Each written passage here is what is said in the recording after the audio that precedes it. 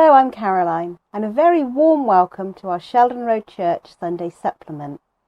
This week it's the third in our series called Recognising Jesus, and today Trevor will be speaking to us on Jesus in the locked room. Jesus in the locked room, breaking through despair and doubt, who comforted your friends when they had shut the whole world out, who came again for Thomas and revealed your hands and side so that he could touch and know you as alive, though you had died. Jesus in the locked room, breaking through our self-built bars, help me recognise you in the touching of your scars. I'm reading from the Gospel of John, chapter 20, verses 24 to 31. Now Thomas, called Didymus, one of the 12, was not with the disciples when Jesus came. When the other disciples told him that they had seen the Lord, he declared, "Unless I see the nail marks in his hands and put my finger where the nails were and put my hand into his side, I will not believe it." A week later, his disciples were in the house again, and Thomas was with them. Though the doors were locked, Jesus came and stood among them and said, "Peace be with you." And then he said to Thomas, "Put your finger here. See my hands. Reach out your hand and put it into my side. Stop doubting and believe." And Thomas said to him, "My Lord and my God." Then Jesus told him, "Because you have seen me, you have believed. So blessed are those who have not seen and yet have believed." Jesus did many other miraculous signs in the presence of his disciples, which are not recorded in this book. But these are written that you may believe that Jesus is the Christ, the Son of God, and that by believing you may have life in his name.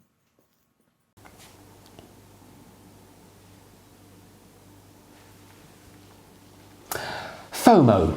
F-O-M-O. It's a real thing, apparently. It stands for fear of missing out, and it's a problem that besets a lot of people. It drives some people to spend hours every day looking at their social media because they don't want to miss out on the latest news, on the latest gossip between their friends and their family.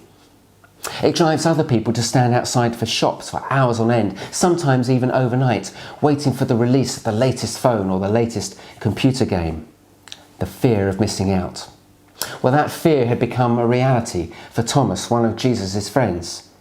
Thomas had missed out on seeing the risen Jesus alive and well at the tomb when Jesus appeared before the women friends. And then later that day, Thomas hadn't been in the room when Jesus appeared before the men friends of Jesus. Their lives had all been transformed, but Thomas, he couldn't accept that Jesus was alive. He said, "Unless I see the marks in his hands, unless I'm able to put my hand in his side, I won't accept that Jesus is alive." And Thomas had been living in this no man's land for a week now. I sometimes find it hard to understand why Thomas wasn't able to accept what the other disciples were able to accept, that Jesus had risen from the grave. After all, Thomas had been there when Jesus had said that he was going to die and come back to life. Thomas had been there when Jesus brought other people back to life. And surely Thomas could see the change in appearance and in the attitudes of the people around him, how their despair had turned into joy. Surely that made a difference. Surely that would convince him. But no, he wouldn't accept. Maybe it has something to do with this. This is my family tree. My wife Ruth is a genealogist. She likes researching her family tree and my family tree. And this is just part of my family tree that goes back to the 1500s, where a man called Trevor Ranger lived in Dover. And he had a son called Trevor Ranger who lived in Dover, who had a son called Trevor Ranger who lived in Dover. And this goes on for generation after generation, where people are born, they live and they die. We don't know much about many of these people. We don't know always where they lived or what job they did or how many children they had, whether they were single or married. We don't always know the facts about these people. But what we do know is that they were all born, they all lived, and they all died. Generation after generation. Born, lived, died. Born, lived, died. And for Thomas, it was the same experience. He knew from his family, and he knew back from the Old Testament where we have family trees and family history. People were born, they lived, and they died. We don't always know what they did, but they were born, they lived, and they died. This went on generation after generation. And Thomas was being asked to understand and to accept that in Jesus' case, he hadn't just been born, he hadn't just lived, he hadn't just died, but that now he was alive again. Present tense, not had lived, but is living. So you can kind of understand why he might have had a problem accepting that Jesus was alive. Until the day, that very special day, when in that locked room Jesus appeared before the disciples again, and in that kind and wonderful way that only Jesus can do, showed Thomas his hands and told Thomas to put his hand in his side where the wounds had been, and said, "Thomas, stop doubting, now start believing." And Thomas' response tells us something about what was going on in his life right then. He said, "My Lord and my God." In saying "my Lord," he was saying, "Jesus, you are number one again. Because you are alive, I can make you number one in my life from now on. And because you are my God, you are not inferior to anything at all. You are my God. You are the one I'm going to follow. You are the one I am going to worship from now on." That was quite a statement from someone who just moments earlier hadn't been prepared to accept that Jesus is alive. For a whole week, Thomas had missed out on the joy, on the hope, on the love, and on the anticipation that Jesus was alive. This Easter, don't miss out. Accept Jesus as your Lord, accept Jesus as your God. And even though he was born, and even though he lived, and even though he died, accept that he lives today and that you can have a vibrant, living relationship with Jesus.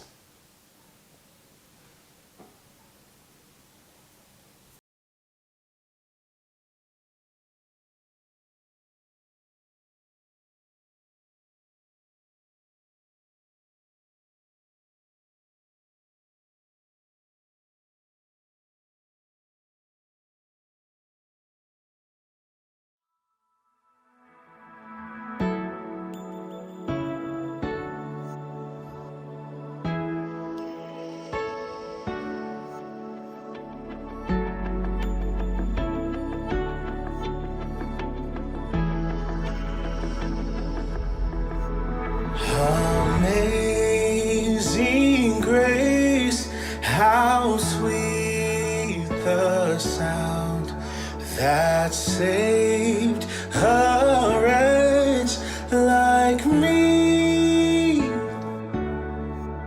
I once was lost, but now I'm found. Was blind, but now I see. Now see.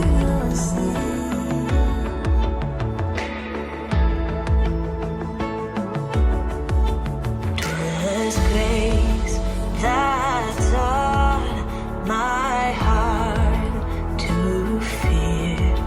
And grace my fears relieved. How precious did thy grace appear. The hour I first believed. Oh, death, where are you? Where is your sting? How sweet the sound of this victory. Oh, church, where are you? Come rise and sing. How sweet the sound of our victory. Oh, death, where are you? Where is your sting? How sweet the sound of this victory. Oh, church, where are you? Come rise and sing.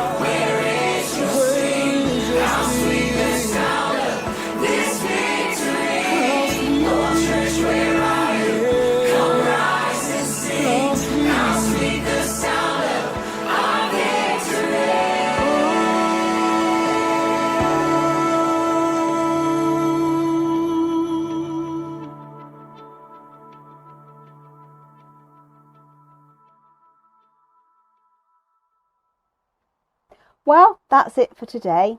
Please join us next week when we will conclude our series with Andrew speaking about Jesus on the shoreline. Wonder if I'll get to go to the seaside for that one. If you're watching on YouTube, don't forget to subscribe, press the bell for alerts, and do give us a thumbs up. Thanks for watching. See you next week. Bye for now.